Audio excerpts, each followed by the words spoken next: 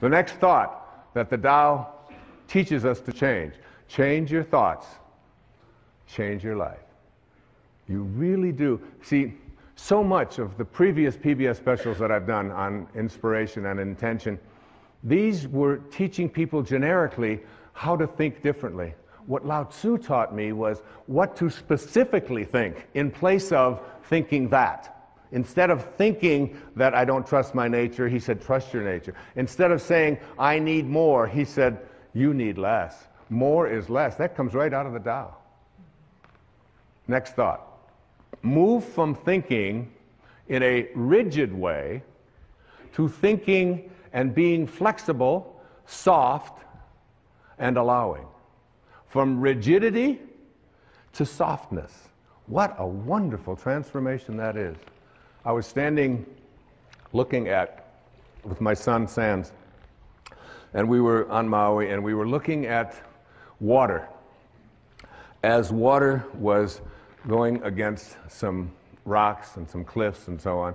And in these pictures, in this moment, I said to my son, I said, which do you think is stronger? The water or the cliff?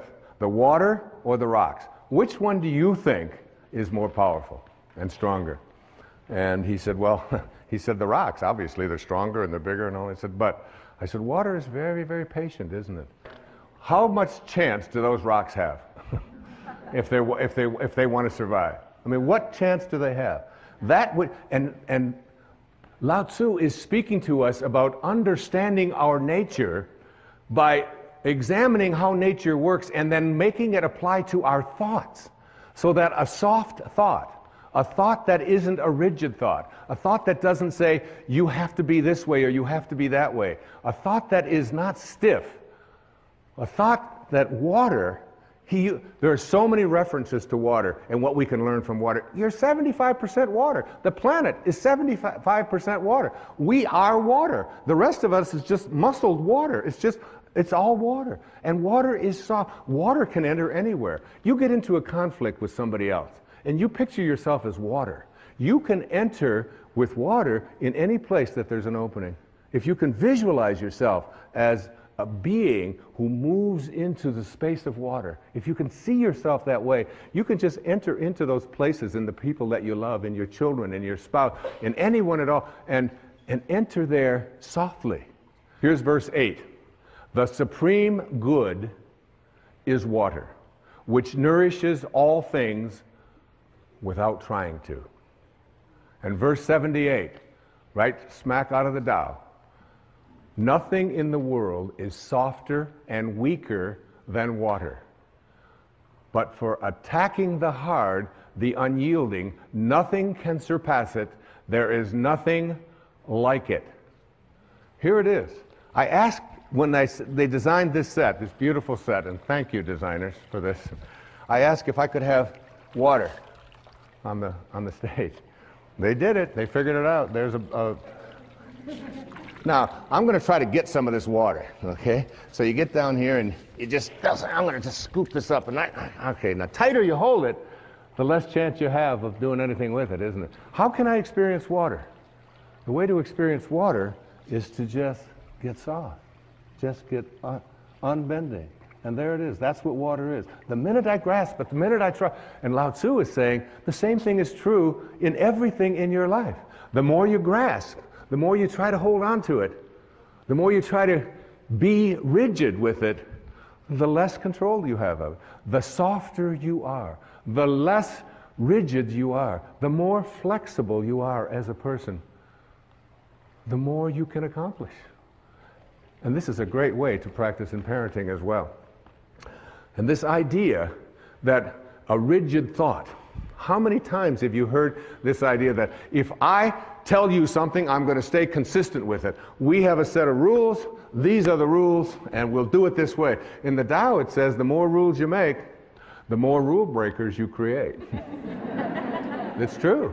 The more rules you have in your house about how everything has to go. We had in our house, my wife would have a big jar of M&Ms. peanuts, you know, all these different multicolored ones. And the kids in our house, because we didn't feed them sugar and we didn't give them sodas and stuff like that, so they were just more like a decoration. Every once in a while someone would take them. They'd hardly ever be replaced. Now when we had kids come over to our house who weren't ever allowed to have such horrible things, you should have seen their behavior.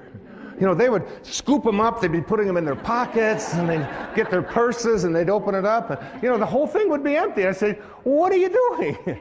He said, well, you mean you could just have these whenever you want them? I said, well, we don't really have any rules about that. It's just, it's not something that we encourage or discourage. It's just there. It's like Emerson had a wonderful line. He said, a foolish consistency is the hobgoblin of little minds. A foolish consistency, a rigid consistency. So that there are many people who will say, if I say it on Monday, you can be absolutely certain that on Wednesday I'm going to believe the same thing, regardless of what might happen on Tuesday. Now Tuesday might have something real that you might want to be changing your mind. You might want to say, you know, I thought that this time, but now I've seen this, and now we can shift. And you can see how this can become and so much about the Tao is on leadership. Leadership in the family, leadership in the community, leadership geopolitically. Less rigidity, more openness, more willingness to listen and say, I changed my mind. Because a foolish consistency is the hobgoblin of little minds. And what I believed on Wednesday has changed because of what happened on Tuesday.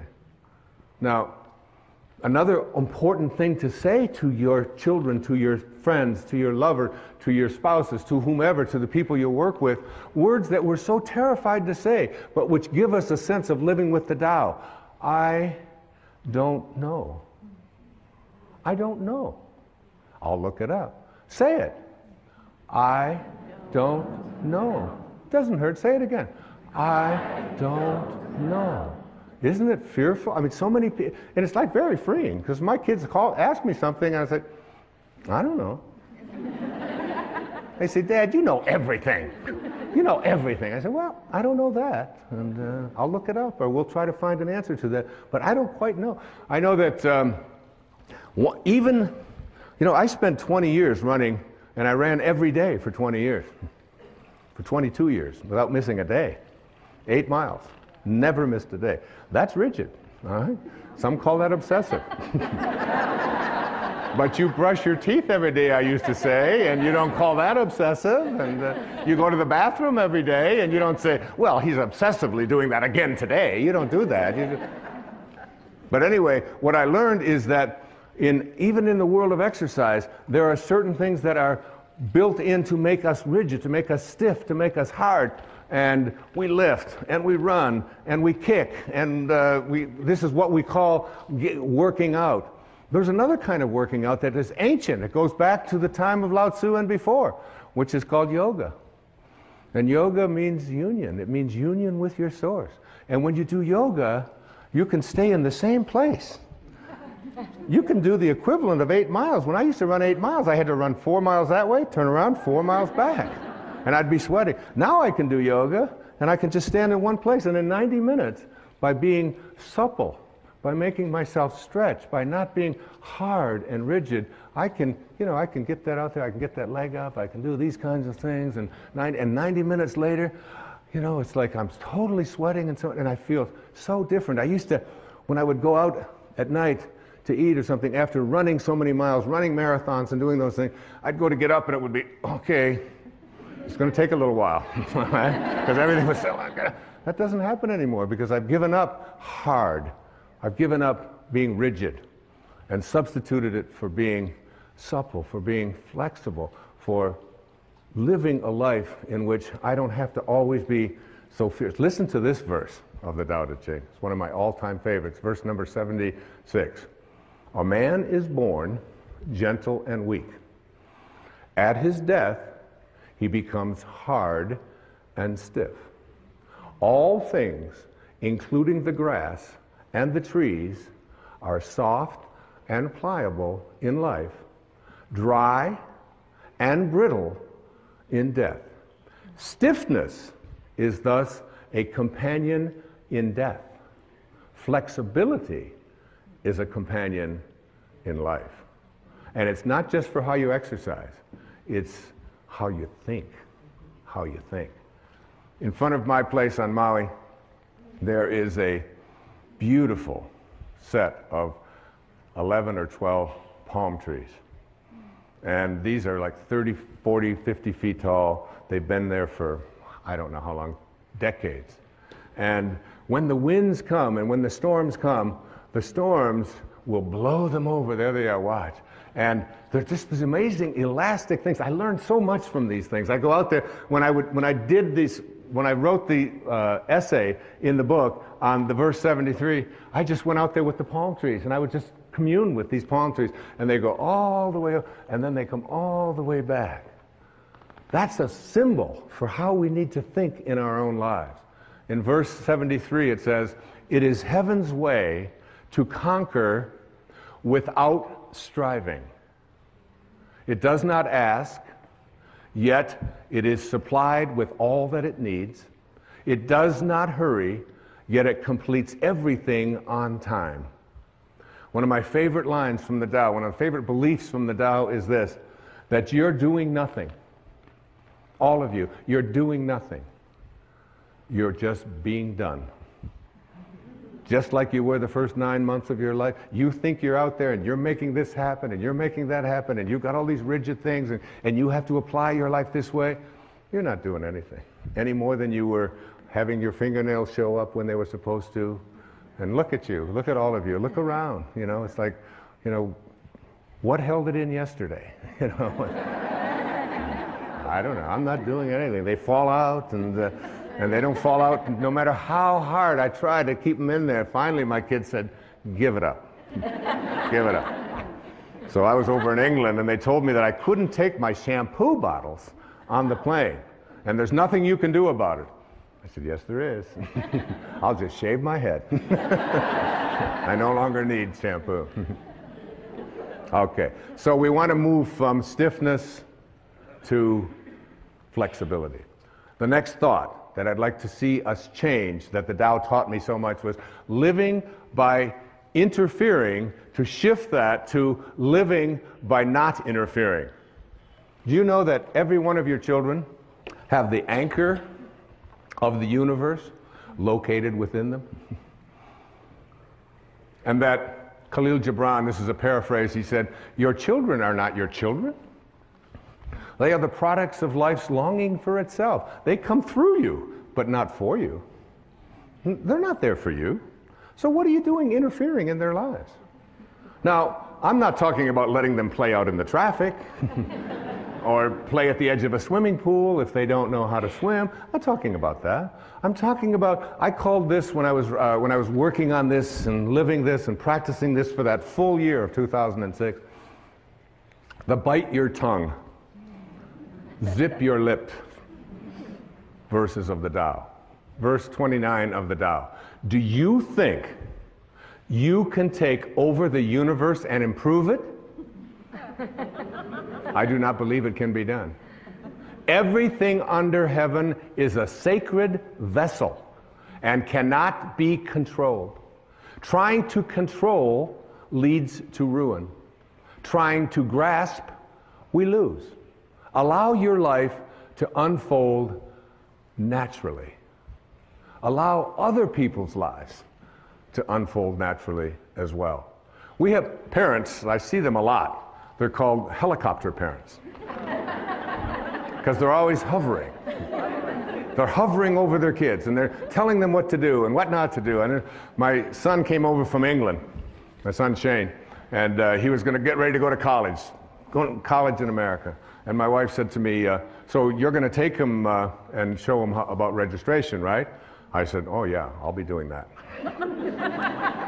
She said, "Well, make sure that you help him because he doesn't have any idea how to register at the school, this great big school with thousands of people." I said, "Yeah, and I do, right? I would know how to register kids at school, you know." And so Shane got in the car and I said, "It's all going to be fine. You'll all be fine." And we drive over to the campus, and I drop him off, and I have my tennis racket in the back. And he said, "Where are you going?" I said, "Well, I'm a prophet." I said, "I get paid by the thought. And I have a tennis match, and then I have to walk on the beach so that I get paid by the thought." He said, "But what about the registration?" I said, "Well, the registration," I said, "you'll do a lot like I did when I learned to register." He said, "Well, what do you mean?" I said, "You'll just go up to the people and say, 'Where is registration?'" And they'll say, "It's over there where all of those people are all lined up." Because I remember those days in a college of 40,000 students or so, finding out how to register. "Tracy, did I take you to register, honey?" "No."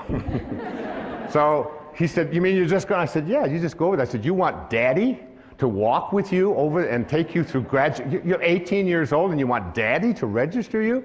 He said, "Oh, no, I wouldn't want that." So we got home at the end of the evening.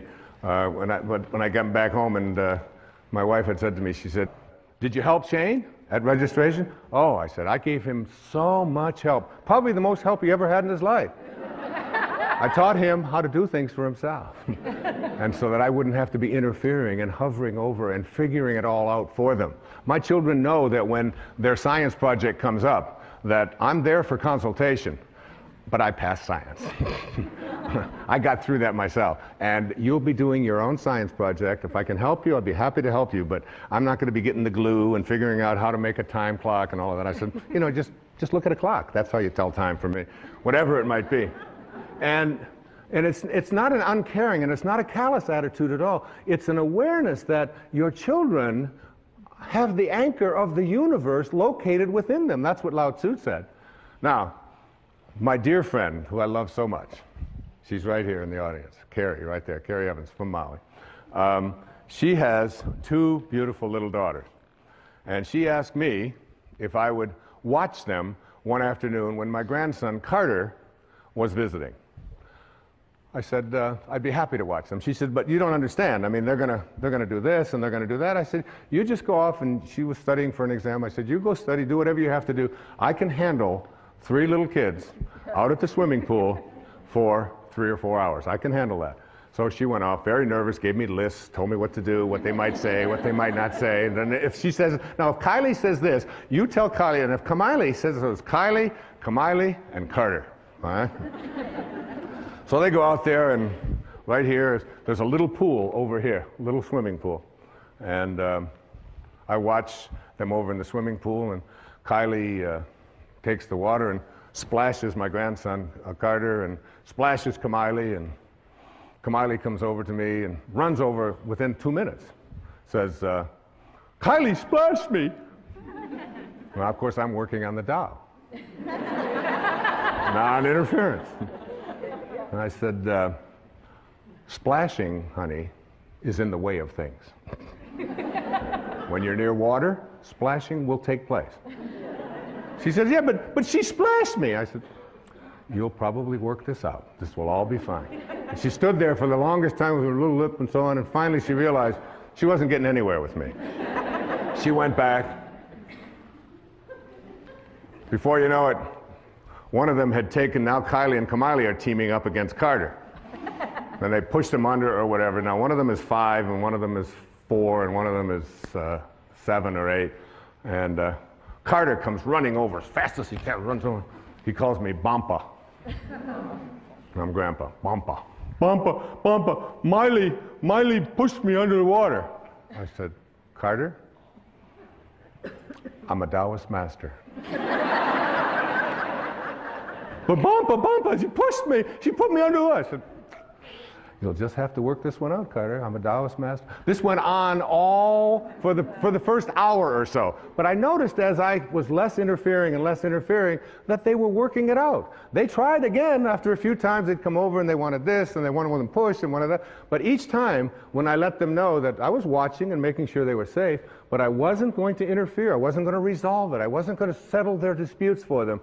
I wasn't going to be a helicopter parent, even for an afternoon.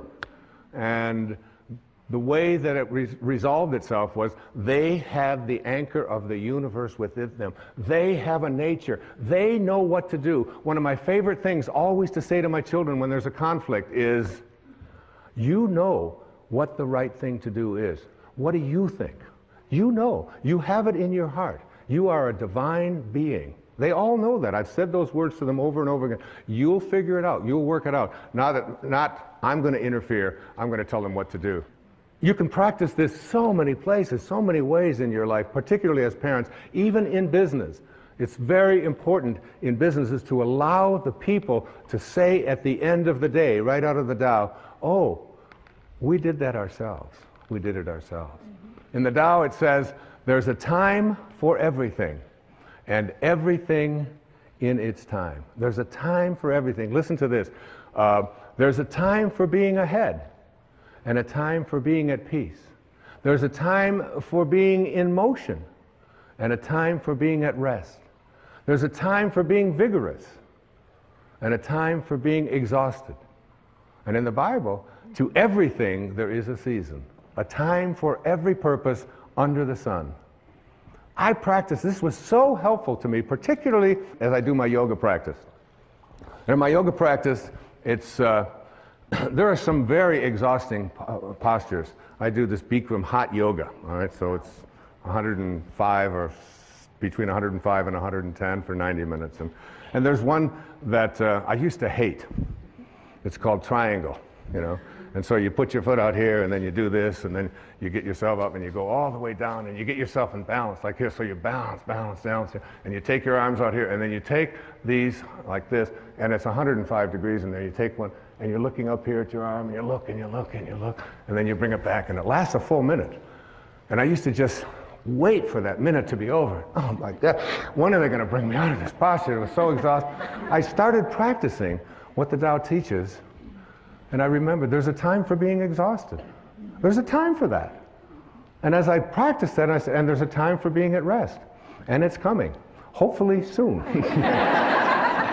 But in your life, there's an awareness that there is a time for all the things that go on that you think shouldn't be happening. In the Tao it says that hidden in all misfortune is good fortune.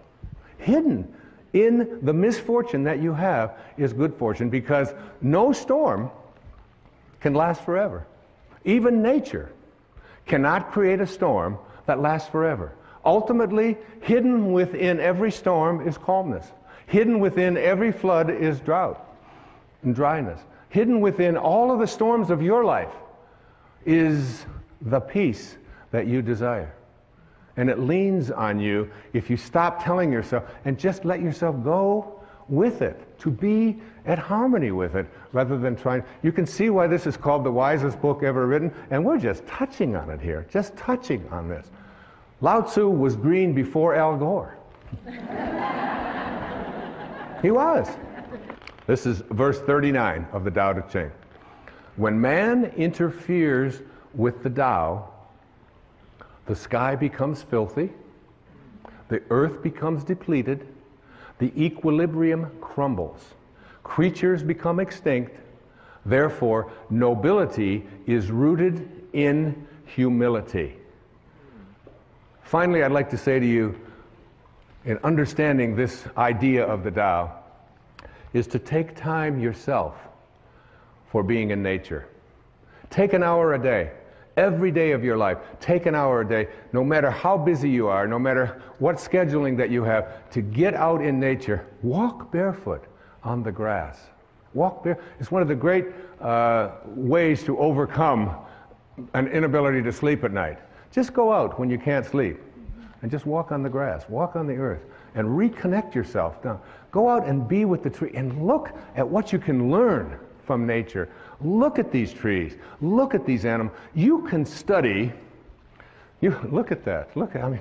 You can study a flower like that is so magnificent as it's unfolding. That's an actual photograph of this thing growing and unfolding there. You know, be with that. You have much to learn from nature, from water, from the sky, from the winds, from the trees, from the birds. The more you do it, the more you see yourself in all of them, the more you'll feel yourself as a connected being, living the Tao.